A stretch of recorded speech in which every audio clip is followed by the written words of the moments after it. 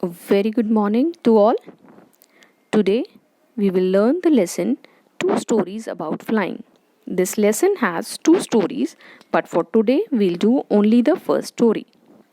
Before you read, since the earliest times humans have dreamt of conquering the skies, here are two stories about flying. A young seagull is afraid to fly. How does he conquer his fear? And the second one, a pilot is lost in storm clouds. Does he arrive safe? Safe? Who helps him? So, before we begin, let me just give you a short introduction about this story. The story, His First Flight, written by Liam O'Flaherty, is about a young seagull. Seagull is a bird who is afraid to fly. All his younger siblings, despite their much shorter wings, flew fearlessly while he could not gather the courage to trust his own wings. The young seagull became sad when he saw his parents perfecting his younger siblings in the art of flying. And then, how he overcomes his fear and realizes that it is all in the mind is the story all about. So, let's begin with the explanation part. The young seagull was alone on his ledge. His two brothers and his sisters had already flown away the day before. Ledge is a narrow horizontal shelf projecting from a wall or a cliff. Now, here it is a cliff, and he had been afraid to fly with them. Somehow, when he had taken a little run forward to the brink of the ledge and attempted to flap his wings, he became afraid. The great expanse of sea stretched down beneath, and it was such a long way down, miles down. He felt certain that his wings would not support him, so he bent his head and ran away back to the little hole under the ledge where he slept at night. Now, seagulls are the birds that live near the sea and have short legs, long wings, and white and grey feathers. So, the story is about a young seagull who is at the stage of life where he has to learn to fly. Unlike his younger brothers and sisters, he is too afraid to fly. When all of them went for flying for the first time near the edge of the sea, all of them except him succeeded. He could not trust his wings. He got terrified by the vast sea and got convinced that he could never fly. As a result, he was ashamed and disheartened, and thus went inside the ledge where usually he slept. Even when each of his brothers and his little sisters, whose wings were far shorter than his own, ran to the brink, flapped their wings, and flew away, he failed to muster up courage. Muster means to gather the courage to take that plunge which appeared to him so desperate. His father and mother had come around calling to him shrilly. Shrilly means with a high pitched, piercing voice, shouting, calling to him shrilly, upbraiding him. Upbraiding means scolding him, threatening to let him starve on his ledge unless he flew away. But for the life of him, he could not move.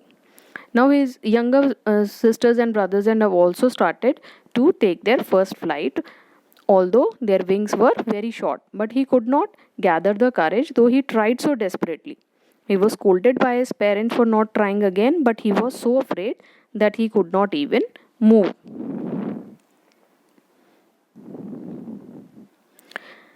That was 24 hours ago. Since then, nobody had come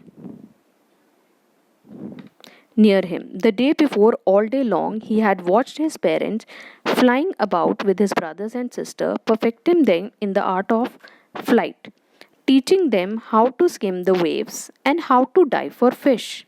He had, in fact, seen his older brother catch his first herring and devour it. Herring means a soft, fine sea fish, small little fish of the sea, and devour means eat it, standing on a rock while his parents circled around, raising a proud crackle.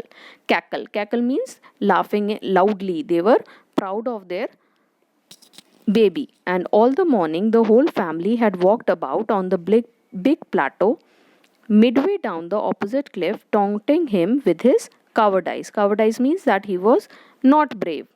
Now he had been alone for a day after he tried because his parents were busy focusing on his brothers and sisters. They helped his siblings to master the art of flying and diving for food, to how to dive in the sea and get fish from there.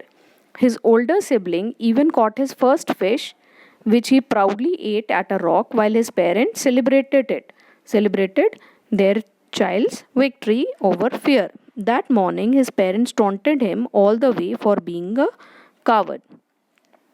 The sun was now ascending the sky, blazing on his ledge that faced the south. He felt the heat because he had not eaten since the previous nightfall. He stepped slowly out to the brink of the ledge and, standing on one leg with the other hidden under his wing, he closed one eye, then the other, and pretended to be falling asleep. Still, they took no notice of him. He saw his two brothers and sister lying on the plateau, dozing with their heads sunk into their necks. His father was preening the feathers on his white back. Preening means to clean his feathers.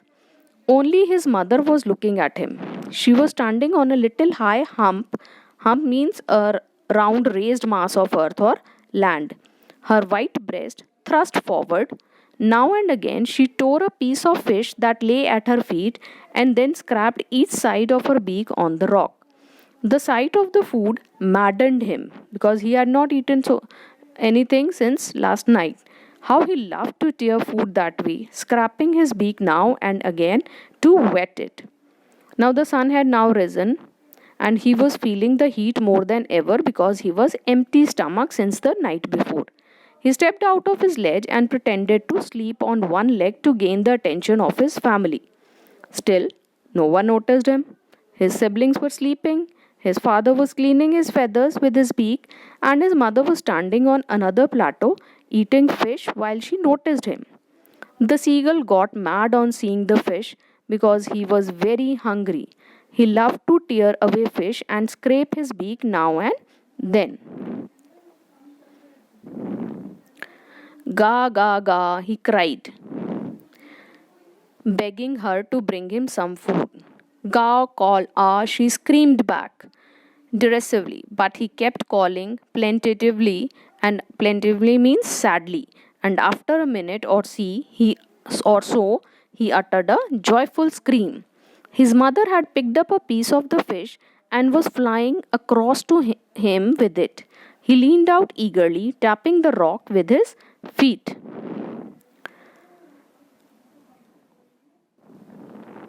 He leaned out eagerly, tapping the rock with his feet, trying to get nearer to her as she flew across.